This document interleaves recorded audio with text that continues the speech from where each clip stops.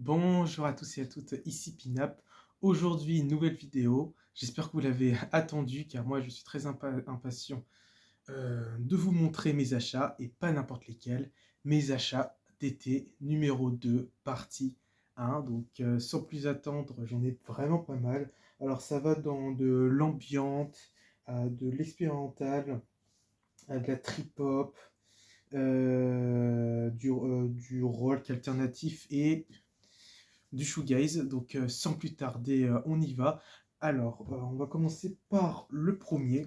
Donc c'est un album d'ambiante que je me suis trouvé chez un disquaire pas très loin de chez moi.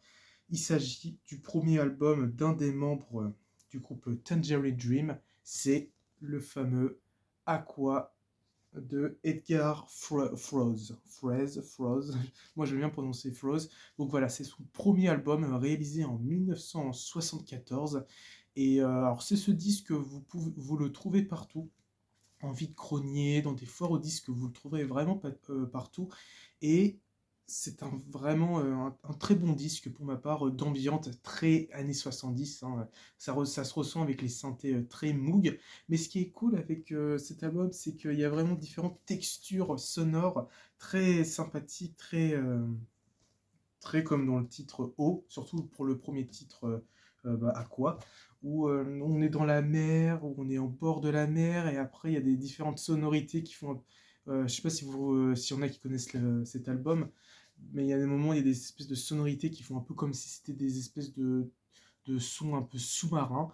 Et donc cet album, il fait en tout 4 titres, et il est très très bon. Il a utilisé pas mal de Moog, pas mal de choses pour réaliser ça. Il a enregistré ça en mars à Berlin. Et cet album connaîtra un très très très très bon succès. Donc je vais vous le montrer. Donc c'est un original, hein, et ce qui est cool, c'est que c'est marqué. Il y a cette petite inscription. Voilà. Donc je vais vous le montrer, hein. Je suis très très très très content de l'avoir. Hop, sous pochette. Et c'est vrai que quand j'ai vu dans sa discographie, cet album, c'est pas un des plus écoutés, j'ai l'impression, et franchement, je vous recommande. Alors, j'aime beaucoup le macaron, vous voyez, c'est assez fantaisiste avec ces espèces de dragons, cette femme moitié, on va dire, siamoise, un peu style indien, je trouve, natif d'Amérique. Un peu cette esthétique-là, je trouve. Et voilà, donc cet album, je l'ai beaucoup aimé. Je me rappelle, je l'avais vu dans ma foire aux disques dans ma ville. Et j'avais hésité à le prendre, mais je le connaissais pas. J'avais décidé de le mettre dans la rue. Et franchement, c'est très calme. Franchement, peut-être quand vous étudiez ou vous voulez vous concentrer sur quelque chose ou une telle tâche, je vous recommande d'écouter cet album car il marche très très bien. Donc, voilà, alors il y a eu plusieurs rééditions. Il y avait même une nouvelle pochette du disque, assez vraiment complètement différente que celle-là. Et donc derrière, je vous montre à quoi ça ressemble. Elle est assez un peu d'espèce. On voit une espèce d'homme avec des images assez négatives. C'est vraiment complètement différente que celle-là. Bon, moi j'ai une préférence pour celle-là car elle fait eau, un peu eau glacée. C'est assez marrant. Donc les titres que je vous recommande, déjà le titre éponyme Aqua, qui est génial. NGC 891. Alors franchement, cet album, c'est pas que sur le thème de l'eau. Le premier titre, oui. Le deuxième, je peux pas trop dire, j'ai pas eu d'interprétation. Pour NGC 891, il y a des bruits d'avion, il y a l'impression de planer dans les airs. Et ouais, je vous recommande ces deux titres, Aqua et NGC 891. Moi, pour ma part, mon titre préféré, je dirais peut-être le deuxième, Panorphelia, qui est très très bon. Donc c'était sorti sur le label Virgin. Donc, voilà. Donc, sans plus tarder, on va passer au deuxième disque que je veux vous présenter. Alors je l'ai fait ça dans l'ordre chronologique, hein, comme vous avez pu percevoir. Et il s'agit tout bonnement, toujours dans l'ambiance. Je l'avais présenté dans la chaîne du Scud et du Pif, mais qui connaissent pas cette chaîne, je vous le représente, ça ne me dérange pas. Il s'agit de Phaedra de Tangerine Dream. Voilà. Donc déjà, je remercie French Vinyl Addict de m'avoir fait découvrir ce disque, car il est tout bonnement merveilleux. Donc après le Aqua d'Edgar Froese, qui est très tranquille, et vraiment c'est un bon disque pour se concentrer. Lui, il est très immersif, hein. Tangerine Dream, si vous ne connaissez pas, c'est vraiment un des piliers de l'ambiante et du prog, parce que ils sont très forts là-dedans. Franchement, ils sont très très très forts là-dedans. Et je me suis acheté ce disque que je l'avais vu dans une foire au disque, donc toujours dans ma ville. Et il faut savoir que j'avais hésité entre celui-là et Slow End de Eric Clapton. J'avais pas mal hésité, je me suis dit, c'est vrai que j'avais beaucoup aimé cet album, je dis, allez, je vais le prendre, parce que Slow End, on le trouve un petit peu partout, ça attendra, hein, mais c'est un très très bon disque d'Eric Clapton. Et donc lui aussi, pareil, c'est un original, toujours sur le label Virgin Records. Je vous montre à quoi ça ressemble derrière. Et donc c'est un Gatefold. Alors lui, vraiment, on a l'impression d'être dans la glace. Franchement, bon, déjà, vous voyez cette pochette, elle est très glaciale, comme si on était dans du givre, quelque chose comme ça. Et on a l'impression d'entrer, ouais, dans cette espèce de grotte de glace au fur et à mesure. Et à la fin, pour ma part, à la fin, j'ai l'impression de retourner dans un parc pour enfants, car à un moment, s'il y en a qui connaissent l'album, ou au moins écouté, on entend des espèces de rires et de cris d'enfants. C'est comme si on était dans cette énorme glace et on retournait un peu à cette vie normale dans un parc. C'est complètement fou. Alors, je vous montre à quoi ça ressemble à l'intérieur. Donc, c'est un Gatefold lui aussi. Regardez, c'est très magnifique. On a l'impression, ouais, d'être dans la glace, quoi. Et alors, je sais pas si vous voyez. Attendez, c'est où? Ah oui, voilà. On voit une espèce de tête. C'est assez spécial, un petit peu glauque, je trouve, mais comme si les humains ont été restés dans le givre depuis plusieurs années. Non, je plaisante en disant ça, mais c'est vrai que c'est un petit peu glauque, mais personnellement aussi un très très bon disque d'ambiance ambiante des années 70. Si vous aimez bien tout ce qui est ouais, ces ambiantes-là, je vous recommande aussi l'album Rubicon qu'ils ont fait, où là, c'est beaucoup plus du synthé classique 70, que là, il n'y a vraiment pas de thème. Le thème, pareil, toujours dans les textures, c'est très très fort, très glacial. Je l'ai beaucoup aimé. Et je remercie Fred Genoladic de m'avoir fait découvrir. Parce que effectivement, c'est un très bon album. Il, est, il y a un côté un peu inquiétant à certains moments, mais ça va. C'est pas non plus du inquiétant comme le Smord, des choses comme ça. Donc, alors je vais faire vite. Hein. Désolé, je vais faire un rapide, bref, discussion. Hein, parce que bah, si vous voulez voir des vidéos YouTube pour vous intéresser dans le groupe Tangerine Dream, je vous recommande. Hein. Car moi, c'était juste pour vous représenter mes vinyles. Donc, sans plus tarder, on est, je crois, 3-4 ans après. On est en 1979. C'est mon premier vinyle d'Espérantal que je possède. Et c'est tout simplement un album culte de la musique industrielle, les débuts, en tout cas. C'est 20 Jazz Funk Great de Throbbing Gristle. Voilà, donc ça, Throbbing Gristle, si vous ne connaissez pas, donc c'est un groupe espérantal électronique. Ils sont les précurseurs aussi de l'industriel, et c'est vrai que ça ressemble. Donc ils sont composés donc, de 4 membres. Donc c'est leur premier, mais aussi troisième album, car en fait, ils ont fait 2 albums live qui sont plutôt pas mal. Moi, j'ai pas mal aimé. Et donc, ils sont sortis un vrai premier album expérimental. Alors, il faut savoir qu'il marquait 20 Jazz Fun Great. Et c'était un peu un espèce de troll à l'époque. Parce que vraiment, je pense que quand les personnes ont dit ah, c'est nouveau, on va écouter du jazz funk, ça va être génial. Et je pense que quand ils ont mis le disque, ils se sont dit mais c'est quoi ce truc? C'est pas du jazz funk? Eh bien non, chers messieurs, mesdames, c'est de l'espérantal. Et du bon espérantal assez minimaliste, assez punk, on ressent dedans. Et il faut savoir que là, ils sont dans une espèce de plage qui s'appelle Peachy Head. Et cette plage a été réputée comme où plein de gens se suicident dans cette plage-là. Voilà. Vraiment un site où plein de gens se suicident. Donc c'est pas très gay, quoi. Mais de toute façon, ce groupe, il est assez spécial. Hein.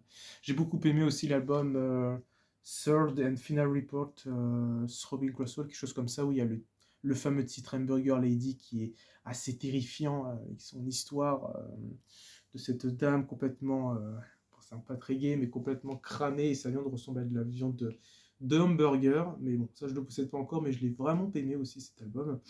Et donc, que dire sur ce disque-là, alors qu'il est très très bon, très spécial, hein, je vous préviens, ça sonne un peu punk dans certains titres. Il y a notamment un disque qui fait pas mal penser à du Giorgio Moroder, et même la critique le dit. Il est même considéré comme un des meilleurs disques d'industriel et de la musique des années 70, et je peux comprendre, parce que clairement, c'est vrai qu'il est bon. J'ai pas de préférence parce que pour moi, sur Better Call Saul, il tente des trucs à chaque fois et c'est fou.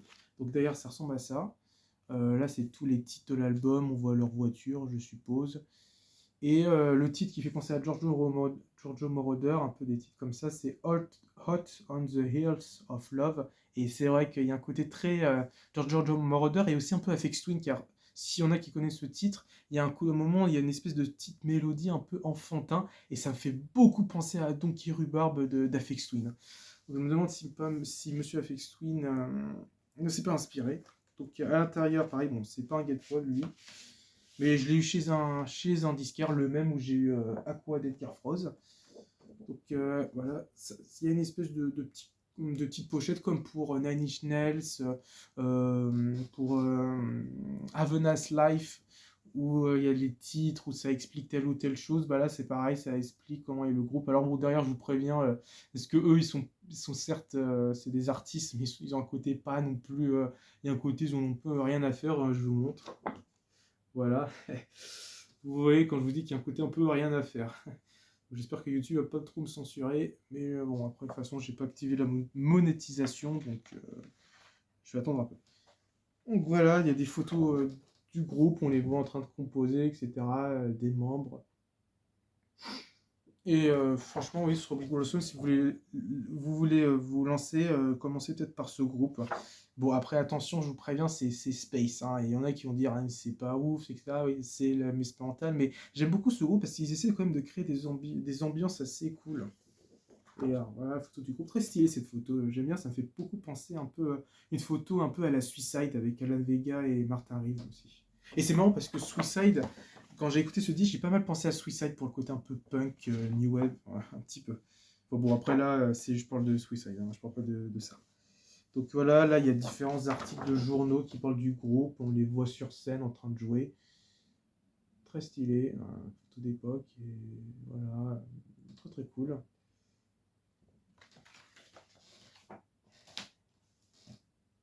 Et je vous montre à quoi ça ressemble, cette pochette. Ok, bon, voilà, très simpliste, hein. Ça doit être une réédition que j'ai eue, hein. Et que je suis content. Bon, on le trouve un peu partout. Mais je me suis dit, j'ai quand même pas d'espérantal chez moi, donc qu'est-ce que j'attends? Du coup, je me suis dit, bah vas-y, je vais me l'acheter celui-là. Il m'a pas coûté très très cher. Et je suis content. Alors, il y aura peut-être plusieurs parties de mes achats d'été, au moins peut-être 3 ou 4 maximum. Je sais pas. Mais là, je me suis dit que là, j'ai pas mal de disques, donc il y aura peut-être une matière pour faire une vidéo, donc c'est cool. Donc c'est sorti en 79. Ah, c'est vrai. J'ai oublié de vous... Petite parenthèse, j'ai oublié de vous dire les titres dont je vous recommande pour celui-là. Alors celui-là, il y en a vraiment pareil, il y en a, je crois, 3 ou 4. Ouais, ah non, il y en a 5. Bah, je vous recommande Phaedra, peut-être. Ouais, Phaedra, Movement of Visionary et Séquence C. Et moi, mon préféré, euh, ça doit être soit Movement of Visionary et Mysterious Semblance at the Strand of Nightmare. Voilà. Donc pour celui-là,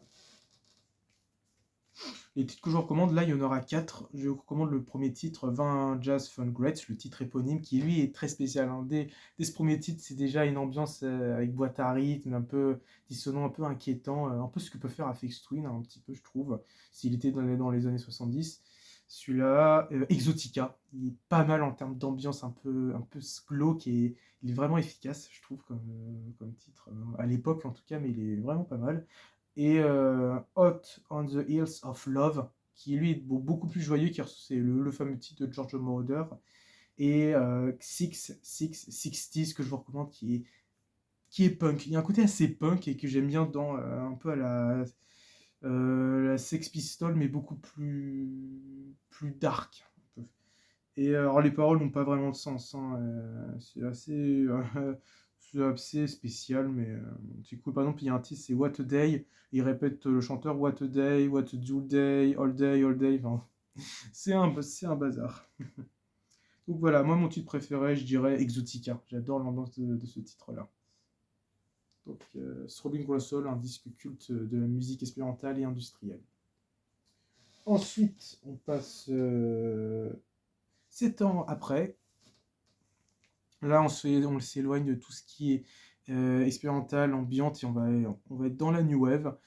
Lui aussi, je l'ai présenté dans un des lives du Scud et du Pif. C'est le fameux et culte, un album culte de la New Wave, The Head on the Door des Cure. Voilà, c'est le dernier que je me suis acheté. Bon, lui, pareil, on le trouve partout. Je l'ai eu à la foire au disque et je me suis dit, c'est vrai il manque celui-là. Alors au début, il faut savoir, petite histoire, que cet album, j'aimais quelques titres, mais je trouvais qu'il était assez un peu pop, un peu à la Robert pop, un peu indigestion de ce que faisait Robert Smith à l'époque. Mais en fait, bah, pas tant que ça. Il y a quand même des sonorités assez sombres et assez cool. Il me fait penser un peu les précurseurs avant Wish de The Cure. C'est complètement ouf. J'aime beaucoup. Donc voilà, donc sorti en 85, là Robert Smith avait déjà fait 2 albums pop, on va dire, comme Japanese Whisper. Bon, il y en a qui considèrent comme une compilation, mais pour ma part, je dirais que c'est complètement une suite à pornographie. Mais là, on s'est éloigné de la période sombre. Il voulait, je pense, quelque chose de plus léger, plus sympathique. Et il sortira après The Top. Voilà, j'adore le premier titre, mais le reste, moins fan. Et pour Japanese Whisper, j'adore Layment, qui là, on retrouve un peu cette sonorité un peu sombre que j'aime bien. Et j'adore le titre Love Cats, qui est très très bon, et pour The Top, Shade Dog Shake, un titre incroyable. Et lui, bah là, il y a un côté certes pop, mais il y a un côté aussi très Wish, très guitare, et franchement très très cool, hein. Il y a un seul titre que je suis pas fan, c'est Six Different Waves. Bon, lui, il est assez culte, hein, il apparaît dans plein de films, notamment dans le SAD 2017, il apparaît dedans, je trouve ça fou. En fait, j'aime pas trop cette espèce de flûte qu'on entend, j'aime pas du tout, je trouve ça fait bizarre et j'aime pas, je sais pas, ça me dérange le titre. Écoutez, qui m'énerve.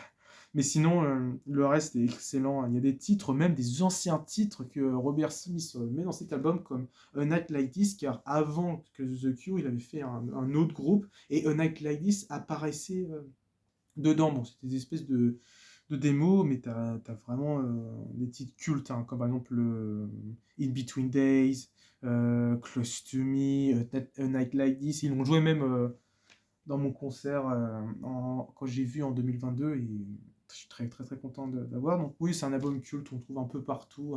Les titres que je vous recommande, bon, déjà In Between Day, euh, il y en a vraiment pas mal, mais je dirais Close to Me et A Night Like This qui est vraiment très très bon. Après, il y a aussi Push qui est excellent.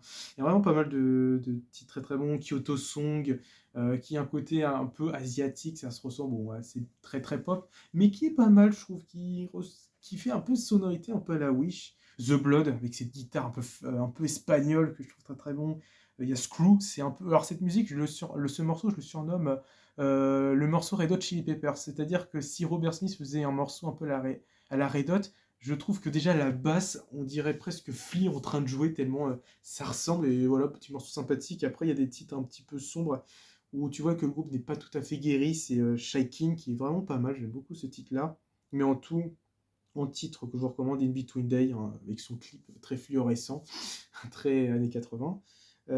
Close to Me et le A Night Like This qui est mon titre préféré, c'est vrai que c'est un super disque. Après j'hésite avec Posh aussi qui est très très bon, qui l'ont joué durant le live, qui fait très Wish là par contre. On sent vraiment les débuts, hein, vraiment Robert Smith voulait faire quelque chose de bougeant et d'énergie quoi. Mais en vrai, A Night Like This, qui en plus il y a un super saxophone qui durant le live que j'ai vu n'apparaissait pas. Il n'y avait pas de saxophone. Il a juste joué avec les guitares, etc. Donc la sous-pochette, voilà. Ça, c'est les paroles hein, du groupe. Ça ressemble un peu même la sous-pochette, un peu à la pornographie, quoi. Les crédits, sous-pochette, etc. Voilà, un disque complètement culte, hein, et connaîtra un bon succès, notamment en France. Bon, après, même si The Cure était déjà pas mal adopté en France durant les années précédentes, avec, je dirais, ça commence avec 17 Seconds. Donc voilà, un disque très très bon, très très cool à écouter, pop, et franchement sympa. Un très bon disque. Et alors, il faut savoir que pour le The Head on the Door, en fait, c'est l'une des paroles qui apparaît dans, si je me trompe pas, dans Close to Me, qui à un moment il dit ouais, that my head on the door was a dream. Et en fait, bah, ça donnait tout de suite l'idée de l'album. Alors, je sais pas si je vous ai montré derrière, mais je vous remonte vite fait, ça ressemble à ça. Bon, voilà, il y a eu des clips cultes dedans, il y a eu aussi le clip de Close to Me où ils sont fermés dans une armoire. Bon, moi je connaissais la version avec tout ce qui était trompette, etc. C'est un peu la version de 87. Mais celle-là, la version de 85, je la connaissais un peu moins. Bon, il a joué aussi durant le live. Et bon, les deux versions sont très bien, j'ai pas de préférence. Mais voilà. Donc, un très bon disque de New Wave. Ensuite, on passe 13 ans après, on passe 13 ans après, en 97, on va passer de côté trip-hop. Donc là, c'est vraiment, je suis content de l'avoir parce que c'est vrai que j'ai jamais eu de disque de cette grande artiste qui est culte, pilier même de la trip-hop. Bah, possède mon tout premier album de Björk, Homogénique. Voilà, bon, ce disque, c'est un classique hein, de trip-hop. Ma mère aussi est une grande fan de ce disque et en même temps, je comprends parce que il est génial, franchement, avec ces espèces de beats, de rythmes assez,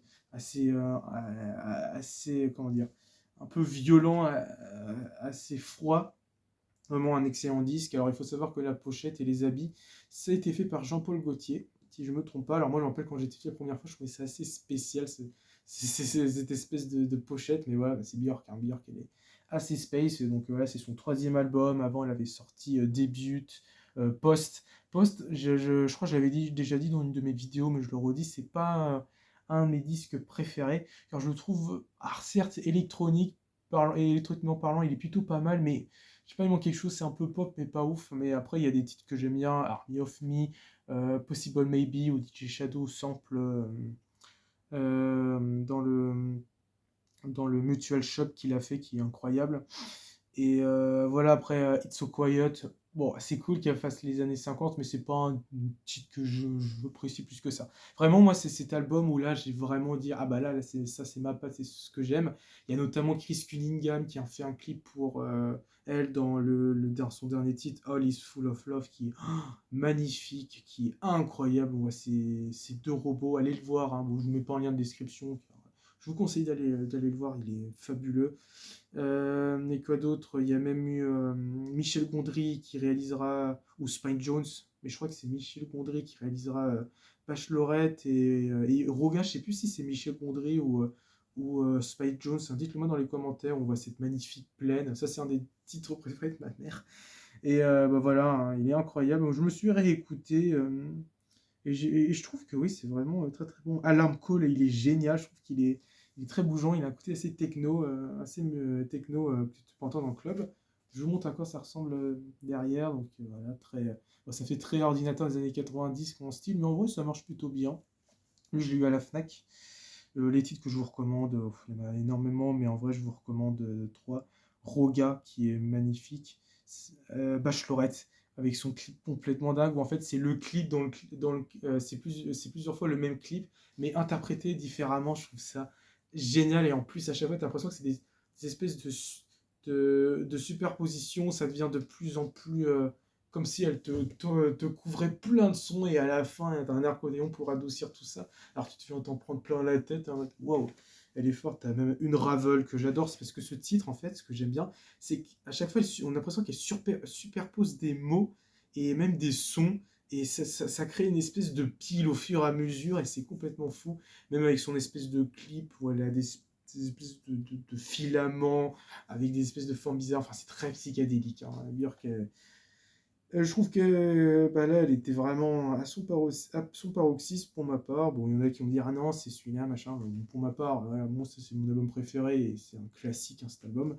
C'est même, si je me trompe pas, dans ses débuts, ça a été un des membres de 808 State, ou si je me trompe pas, de Orbital, quelque chose comme ça. Dites-le moi dans les commentaires. Stunt, je crois que Stunt, tu me l'avais dit, mais je m'en souviens plus trop.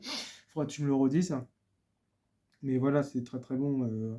Bachelorette, je vous recommande bien sûr le All is Full of Love. Alors il faut savoir que dans cette version, c'est la version oui version.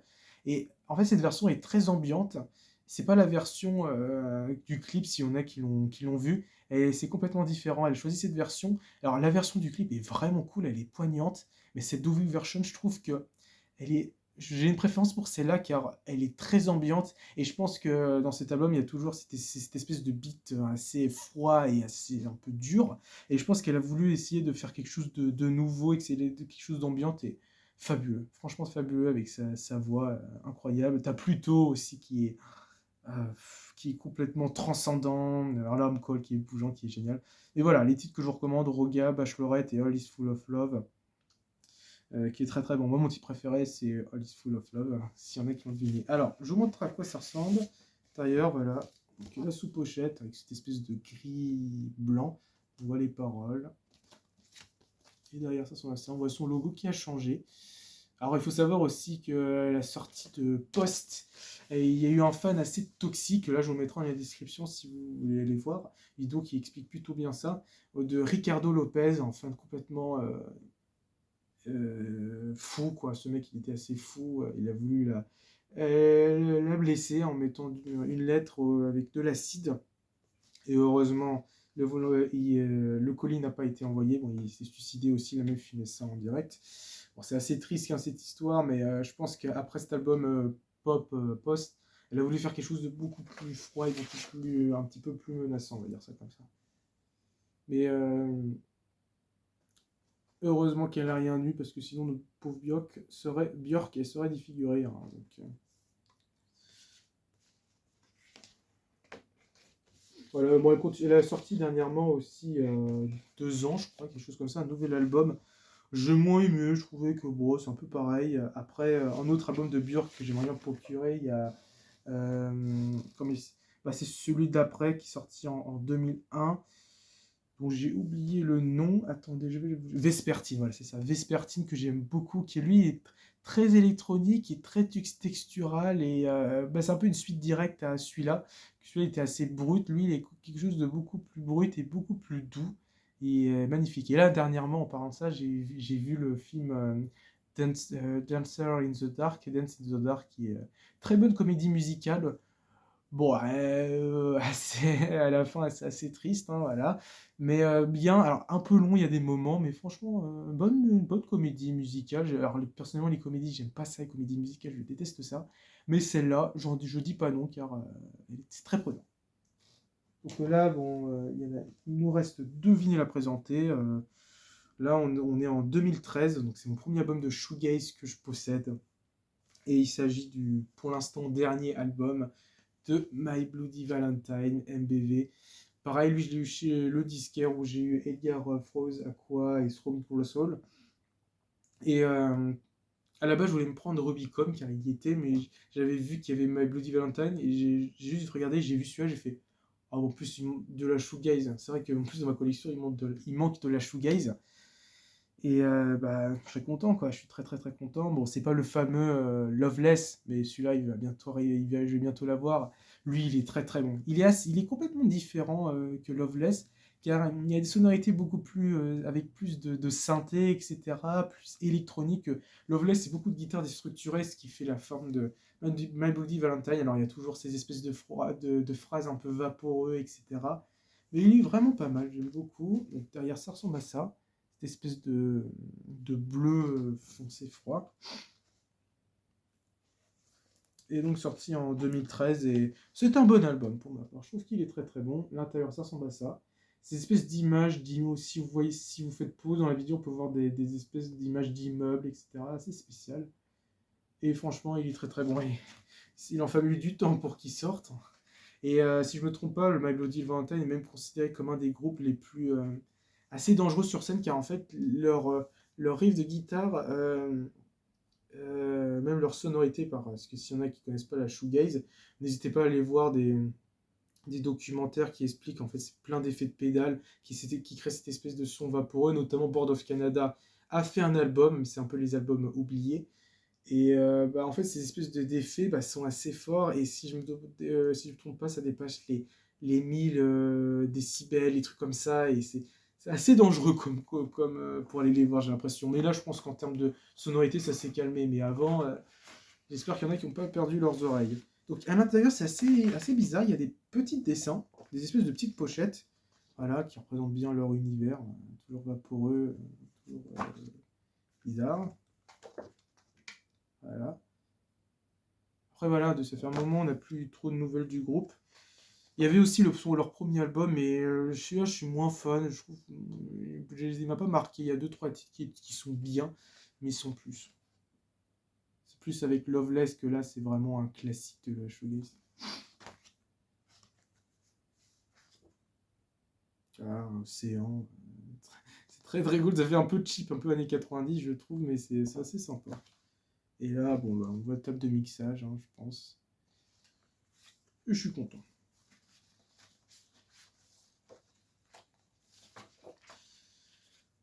Il y a même vraiment des sonorités vraiment efficaces qui font comme si on était dans un moteur d'avion. Vraiment, littéralement, c'est ouf, mais on a l'impression d'être dans un moteur d'avion. Et je vous dirai c'est lequel, car il va figurer dans la liste. Alors, la sous-pochette est assez spéciale, ça ressemble à ça.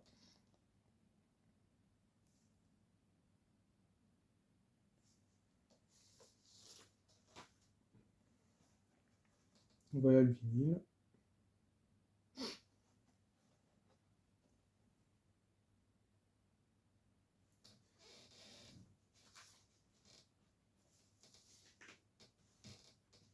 Et qu'est-ce qu'il y a d'autre dedans? Ah non, c'est tout. Ouais, voilà, c'est tout.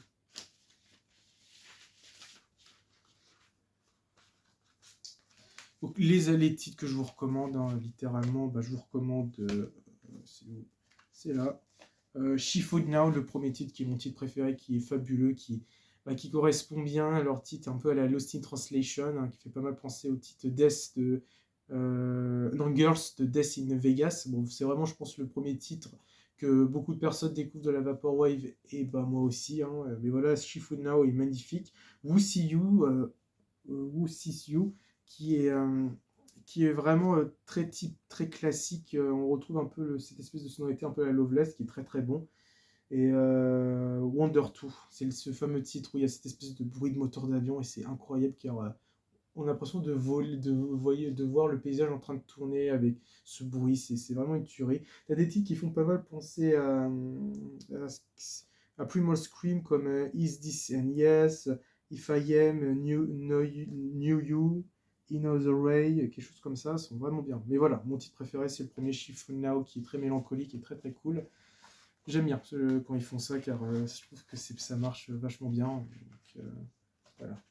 Un disque culte du shoegaze. Et ensuite, on va passer au dernier. Hein. Cette vidéo dure déjà 33 minutes. Donc là, c'est sorti cette année. Donc rock alternatif, on va dire ça. Sorti fin 2023 ou début 2024. Je possède le deuxième album de The Smile, Wall of Eyes. Enfin, comme je voulais dire. Bon, après, il y a d'autres sorties d'albums que je viens me procurer, comme Baskin Bones, son dernier qui est sorti il n'y a pas très longtemps et qui est fabuleux. Et donc, Wall of Eyes est sorti de The Smile. Alors, j'avais beaucoup aimé le premier album. Et le deuxième est vraiment pas mal. Je trouve que. Il y en a qui disent ah, c'est leur meilleur. Je suis pas tout à fait d'accord. J'avais une préférence pour le premier, car il testait vraiment pas mal de trucs. Et vraiment, ils ont fait quelque chose de bien avec le premier. Je garde un bon souvenir. Mais le deuxième est vraiment très très bien. Donc derrière ça ressemble à ça. Voilà, c'est très abstrait. On trouve bien sûr les trois membres, Tom York, Johnny Greenwood, Tom Skinner. Hein, et ils assurent, et Tom York il est toujours à fond dans l'électronique, et ça marche. Tu vois que le gars, il invente encore, et je crois je sais pas, il a 60 ans maintenant ou 50 ans, et le mec, il est toujours, il invente, il fait des trucs. Donc c'est un Gatefall. Ça ressemble à ça, c'est très abstrait, c'est très très cool. Hein. C'est vraiment un peu leur univers, ça fait beaucoup penser à Kid Art. Je pense que il voulait retourner aux bases. Et alors, la sous-pochette ressemble à ça. Bon, en fait, c'est pareil, c'est les paroles, hein, toujours abstrait, toujours spécial, hein. C'est les weirdos du rock. Je plaisante en disant ça. Il y a même eu un clip qui était très marrant, où en fait, on voit les 3 membres du groupe en train de jouer devant des enfants. Je trouvais ça très très drôle et très très cool. Donc, Eugénie ressemble à ça. Lui, je l'ai eu à la Fnac, hein. Je l'avais présenté sur Facebook aussi, s'il y en a qui l'ont. Donc je sais que toi et la BAC, c'est Vinyl Mood. Vous connaissez ces disques, ces 2 disques, celui de Björk et de Wall of Eyes. Mais franchement, c'est un bon disque. Même je suis assez surpris car il y a un titre qui est le deuxième, qui est vraiment bien. Je trouve qu'il est assez efficace. Donc les titres que je vous recommande, c'est Téléharmonique. Il est vraiment très très bon, ce titre-là. Under Our Pillows, qui est marrant. Il me fait beaucoup penser un peu au titre Ding Thing, surtout le début. Le début avec cette espèce de riff de guitare. On dirait à peu près le même riff. On dirait même presque une suite à Ding Thing. Car vous allez voir, en fait, Dancing, il est assez spécial avec ces espèces de sonorités, avec les voix de Tom York, hein, quand il crie ou qui dit une chose à la fin, bah, ça s'éloigne, et ces espèces de cris reviennent. Après, il y a des espèces de synthé un peu vampire Dracula, je trouve. Et bah, Under a Pillow, c'est un peu le Dancing de Wall of Eyes. Lui, au contraire, là, on est plus trop dans ce genre de sonorité. Là, on passe de quelque chose de rock à quelque chose de lent. Il y a quelque chose de lent. Et ensuite, on va dans quelque chose de plus ambiant, de plus électronique. Et c'est vraiment un bonbon quand vous écoutez ça. Si vous voulez vraiment tout ce qui est expérimentation, ce titre-là, il est parfait pour vous. Car c'est une tuerie. C'est une tuerie. Franchement, ils ont fait quelque chose de dingue. C'est même mon titre préféré. Et en dernier, je dirais Bending at Hectic, qui est l'avant-dernier titre, qui est excellent, qui est très tranquille, etc. Et c'était même le premier titre qu'ils avaient mis dans les sites de streaming, etc. Spotify, Deezer, etc. Et ce titre, c'est donc quelque chose de tranquille. Après, ce grand coup de guitare, etc. Un peu comme faisait Creep, ce gros riff, et ben, encore beaucoup plus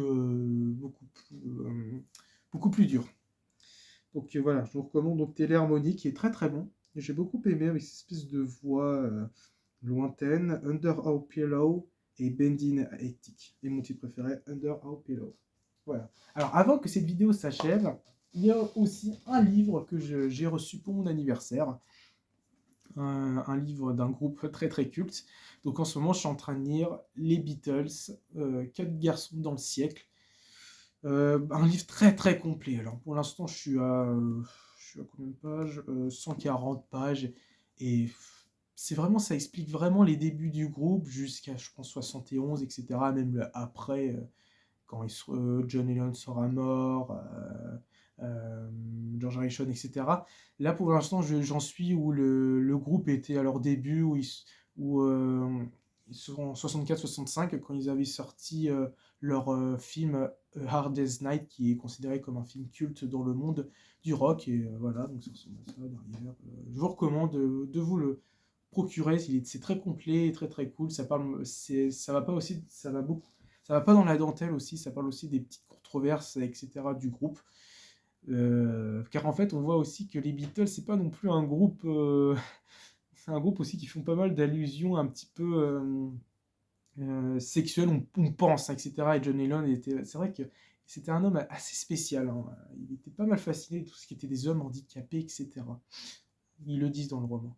Donc voilà, cette vidéo s'achève, se touche à sa fin. La partie 2 arrivera dans 2-3 semaines. J'espère que vous êtes restés dans cette vidéo. Si vous êtes restés, merci beaucoup. Merci d'avoir regardé. N'hésitez pas à mettre un like, abonnez-vous, partagez. Il y aura peut-être un nouveau live qui arrivera, mais pour l'instant, rien n'est prévu.